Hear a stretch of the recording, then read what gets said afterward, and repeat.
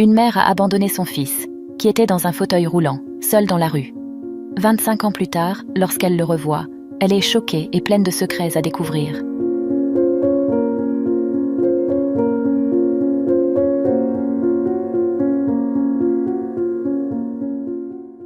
Par un après-midi pluvieux de jeudi, la gardienne Cynthia était en retard pour le travail. Descendant d'un taxi devant l'hôpital, elle vit une dame en jupe noire et un haut marron, un peu usée, cachant son visage tout en poussant un garçon dans un fauteuil roulant. Cynthia pensait qu'ils allaient à l'hôpital. Elle a parlé à la dame, qui est ensuite allée à l'arrière du bâtiment. Cynthia, qui avait l'habitude d'entrer par là, a trouvé le garçon abandonné sous la pluie, tandis que la dame s'éloignait rapidement. Elle a crié « Madame, pourquoi laissez-vous le garçon ici ?» Mais elle n'a reçu aucune réponse, remarquant que la dame accélérait de plus en plus. Cynthia, courant après elle, a essayé de l'arrêter, mais il était déjà trop tard. La femme est montée dans le taxi et a fui, laissant le garçon tout mouillé dans cette tempête. Cynthia se souvenait que le taxi circulait souvent dans la région, car elle avait déjà vu ce chauffeur auparavant. Cynthia a tenté de courir après le taxi. « Hé, attendez, revenez ici !» a-t-elle dit. Mais le taxi a disparu dans cette forte pluie qui tombait sur elle. À ce moment-là, elle se demandait pourquoi la dame avait abandonné le garçon. Elle a couru jusqu'à l'arrière de l'hôpital et a découvert, en parlant avec le garçon, qu'il était le fils de cette femme. Voyant le garçon pleurer, effrayé par le bruit des tonnerres et des éclairs, Cynthia a tenté de le calmer. « Comment tu t'appelles, mon chéri ?» a-t-elle demandé, voulant savoir pourquoi sa mère l'avait laissé là. « Ne t'inquiète pas, je suis là avec toi maintenant.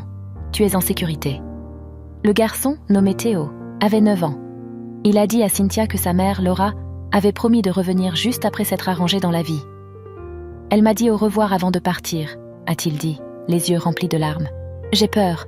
Pouvez-vous me ramener chez ma maman ?» Cynthia a demandé à Théo où il habitait, voulant l'aider à retourner chez sa mère. Cependant, le garçon était confus et effrayé, incapable de se rappeler l'adresse exacte. « Je ne me souviens pas bien, mademoiselle, » dit-il. « Ma maison est entourée d'arbres, et il y a aussi quelques bâtiments très hauts à proximité. Après le départ de mon père, nous avons déménagé plusieurs fois jusqu'à ce que nous emménagions dans une maison très vieille. » Cynthia a emmené Théo à l'intérieur et a organisé son examen médical. Pendant l'examen, les médecins ont remarqué que Théo avait un problème à la jambe gauche, nécessitant une chirurgie urgente.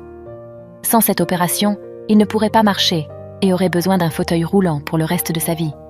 La médecin, après avoir terminé les examens, a expliqué à Cynthia que la chirurgie serait très coûteuse et compliquée à réaliser. Ensuite, la docteure Carmen, responsable des examens, a dit « Des nouvelles de sa mère ? Cela fait 4 heures et nous n'avons aucune nouvelle d'elle.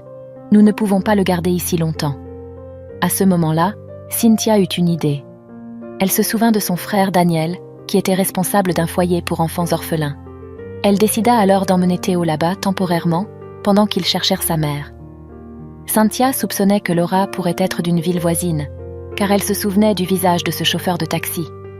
Elle espérait que le chauffeur pourrait aider à trouver la mère de Théo. Ainsi, Théo est allé au foyer, se sentant triste et oublié par sa mère. Mais peu à peu, il a commencé à comprendre la situation. Pendant ce temps, Cynthia est allée dans la ville où elle pensait que Laura pourrait être pour essayer de trouver la femme. Arrivée au point de taxi, Cynthia a parlé au chauffeur qui avait conduit Laura à l'hôpital la veille. « S'il vous plaît, vous souvenez-vous d'une femme avec un fils et un fauteuil roulant que vous avez amené à l'hôpital hier ? Elle s'appelle Laura et je la cherche, » a demandé Cynthia. Le chauffeur a répondu « Ah oui, je me souviens de cette dame. Mais nous n'avons pas beaucoup parlé car elle semblait un peu inquiète. Je l'ai prise dans une vieille maison près du centre. »« Pouvez-vous m'y emmener ?» a demandé Cynthia. « Bien sûr, entrez. C'est à 15 minutes d'ici, » a dit le chauffeur. Cynthia s'est rendue à la maison où elle espérait trouver Laura. Mais la dame n'était pas là, et lorsqu'elle est revenue le lendemain, la maison semblait encore plus déserte. Malgré ses efforts, Cynthia n'a pas pu retrouver Laura pour la réunir avec Théo. Avec le temps, elle a commencé à comprendre que Théo ne reverrait peut-être jamais sa mère biologique. Pendant cette période, Cynthia et Théo ont passé beaucoup de temps ensemble à l'hôpital. Elle l'emmenait souvent se promener dans le jardin et lui lisait des histoires qui éveillaient son imagination. Peu à peu, Théo a recommencé à sourire et à partager ses pensées et ses rêves avec Cynthia. Il aimait entendre les histoires de sa vie, et elle, à son tour, était charmée par la force et la résilience du garçon.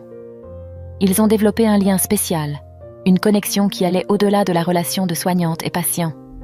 Cynthia se trouvait de plus en plus impliquée dans la vie de Théo, préoccupée par son bien-être et son avenir. Lorsqu'il est venu le temps de décider de l'avenir du garçon, Cynthia a réalisé qu'elle ne pouvait pas le laisser partir. Elle sentait qu'il faisait déjà partie de sa famille. Déterminée, elle a décidé de l'adopter, se promettant de faire tout ce qui était en son pouvoir pour offrir à Théo l'amour et la sécurité qu'il méritait tant.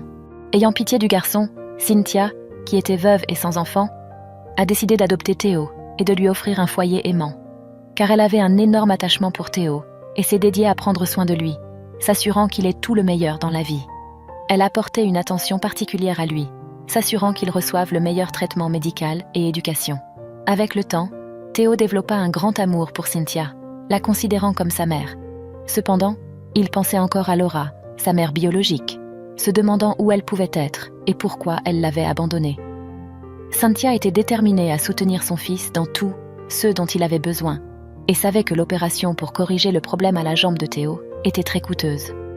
Mais sans hésiter, elle utilisa toutes ses économies accumulées pendant 20 ans pour payer joyeusement l'opération du garçon.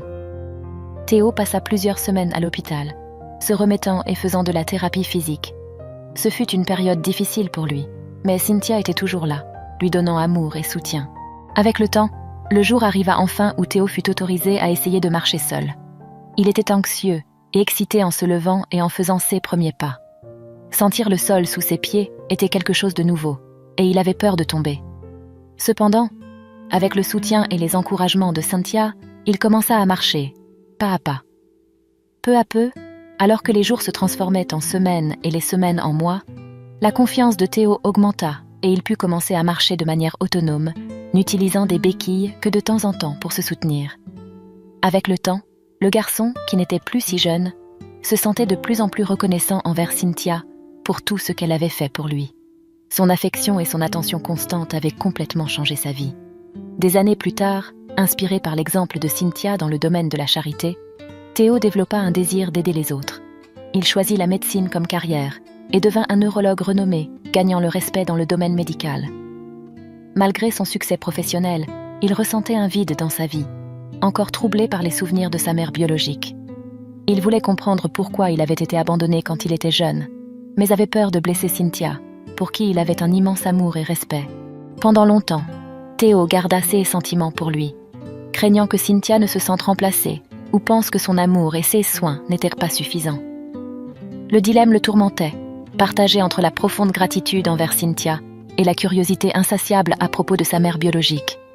Finalement, après des nuits éveillées et de longues réflexions, Théo décida d'ouvrir son cœur à elle, choisissant un moment calme, assis ensemble après le dîner, et partagea ses sentiments et ses doutes, exprimant clairement son amour et sa gratitude pour tout ce que Cynthia avait fait pour lui, mais révélant aussi son désir persistant de connaître sa véritable origine. Il a expliqué qu'il souhaitait retrouver sa mère biologique et a demandé à Cynthia si cela la dérangerait. Mais la réponse qu'il a reçue l'a surpris. « Je sais ce que cela signifie pour toi, mon chéri. Tu dois trouver ta mère et découvrir pourquoi elle t'a laissé. Vas-y et fais ce que tu dois faire, » a dit Cynthia. Avec son encouragement, Théo a commencé sa recherche pour retrouver Laura, croyant qu'elle pourrait être en ville. Il a passé des semaines à la chercher jusqu'à la localiser dans un refuge pour sans-abri. L'indice est venu lorsqu'il a trouvé des photos de son enfance dans la vieille maison, avec l'adresse du refuge écrite au dos de l'une d'elles. Arrivé au refuge, Théo a vu Laura travaillant dans le jardin. « Maman !» a résonné une voix profonde d'un jeune homme. Elle a levé les yeux et a aperçu la silhouette d'un homme en costume noir. Elle est restée immobile, regardant avec stupéfaction. « C'est moi, Théo !» a-t-il dit avec émotion, se rapprochant rapidement de Laura. Elle pouvait à peine croire ce qu'elle voyait. Son fils, qu'elle avait laissé dans un fauteuil roulant, venait maintenant à sa rencontre presque en courant. « Théo, c'est vraiment toi ?» Laura a commencé à pleurer. Tant de temps s'est écoulé. Oui, c'est moi, maman. Regarde, je peux marcher, courir et rester debout. Je n'utilise plus le fauteuil roulant depuis des années. Cynthia, ma mère adoptive, m'a donné une nouvelle vie. Laura, surprise, a demandé à propos de Cynthia. C'était la soignante à l'hôpital où tu m'as laissée, il y a 25 ans. Elle m'a adoptée et pris soin de moi, a dit Théo les yeux remplis de larmes. Elle, émue et heureuse, a serré son fils dans ses bras. Mais une question se posait. « Mais pourquoi m'as-tu abandonnée, maman ? Tu as dit que tu reviendrais, mais tu n'es jamais revenue. Tu ne m'aimais pas ?» Des larmes ont rempli les yeux de Laura, en se rappelant du jour où elle a laissé son fils. Après l'avoir abandonné, elle a eu du mal à aller de l'avant, ne trouvant pas de travail digne. Elle a vécu dans la rue pour survivre et a fini dans un refuge, après avoir été trouvée malade et inconsciente près de sa vieille maison. Laura a commencé à raconter à Théo ses regrets. « Je suis désolée, mon fils, de t'avoir laissé derrière. Je voulais seulement que tu aies une meilleure vie, mais je n'avais ni les moyens ni l'argent pour prendre soin de toi. Ma vie a été misérable depuis. Des années plus tard, un étranger gentil m'a trouvée et m'a amenée dans ce refuge. Avant de partir, j'ai écrit l'adresse du refuge au dos de l'une de tes photos d'enfance, espérant que tu puisses me chercher un jour. » Ensuite, Théo et sa mère sont entrés dans le refuge et ont commencé à préparer les affaires de Laura pour partir. « Je te pardonne de m'avoir abandonnée, » a-t-il dit. « Même si tu n'as pas été la mère idéale et que tu m'as abandonnée, je ne vais pas te laisser tomber en tant que ton fils. Allons à la maison ensemble. » Théo a emmené Laura en ville et l'a présentée à Cynthia. Au début, Cynthia était très en colère contre Laura pour avoir abandonné son fils. Mais après avoir entendu l'histoire de cette dame, elle a fini par la pardonner aussi. Théo s'est senti soulagé que ces deux mères se rencontrent enfin. Il a acheté une petite maison pour Laura dans le même quartier, pour s'assurer qu'elle soit bien soignée, voulant qu'elle ait une vie pleine d'amour et d'attention. Même en retrouvant sa mère biologique, Théo a continué à vivre avec Cynthia et à l'appeler maman, car c'était elle qui l'avait élevée et lui avait donné une nouvelle vie. Pour lui, Cynthia était plus qu'une mère, elle était la lumière de sa vie. Théo a toujours su qu'il devait tout ce qu'il avait accompli à elle et était éternellement reconnaissant pour l'amour et les soins reçus. Il exprimait souvent sa gratitude en disant « Tout ce que je suis aujourd'hui, je te le dois, Cynthia. Je t'aime. » Et si vous avez aimé cette histoire, la prochaine vidéo qui apparaît sur votre écran va sûrement vous émouvoir aussi. N'oubliez pas de vous abonner à la chaîne, de laisser votre j'aime et d'activer la cloche des notifications pour ne manquer aucune de nos prochaines vidéos. Je vous souhaite tout le meilleur dans votre vie et à la prochaine pour une autre histoire émouvante.